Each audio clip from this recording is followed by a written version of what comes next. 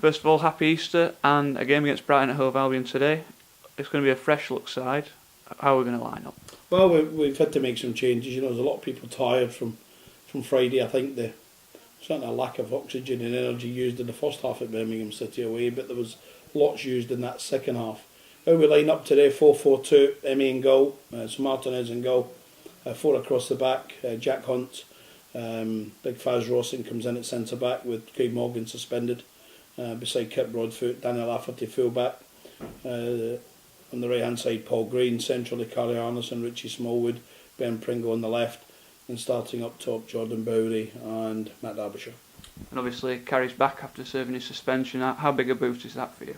Well, it's a big boost with the games in close proximity. I think there was a plan even when we left St Andrews on Friday for Lee Frecklington certainly to be playing, because I thought his energy levels in the second half were sublime. But he's open and honest. Frex, he's an honest young man, and we got them, the boys that were played the most of the time had Saturday up in yesterday, and he was still a tired boy, so he's by his own admission come up and said to the staff, I'm not quite there to start in terms of feeling fresh and ready and etc. So in terms of the substitutes bench, Adam Hamill comes onto the bench, Connor Salmon and Laurie Wilson drop out from the weekend, as does young Jerry Yates, but Danny Rowe keeps his place on the bench, and the rest of the bench are the ones that's been there.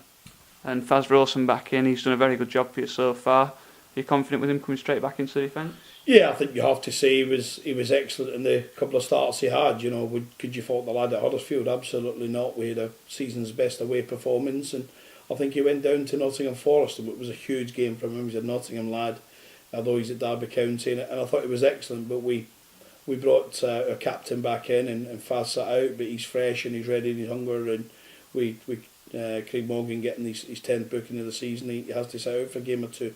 Consideration about playing Carey back there, of course, but the overriding factor is if you're good enough, you're old enough, and there's no doubt that Faz Rawson is destined to play in the Premier League. We shouldn't just forget he's only just turned 18 years old, and I would imagine if he's not with Derby at the end of this season's campaign and in early future years, in his early 20s, he'll grace that type of level, as will our goalkeeper, of course, was Splinter.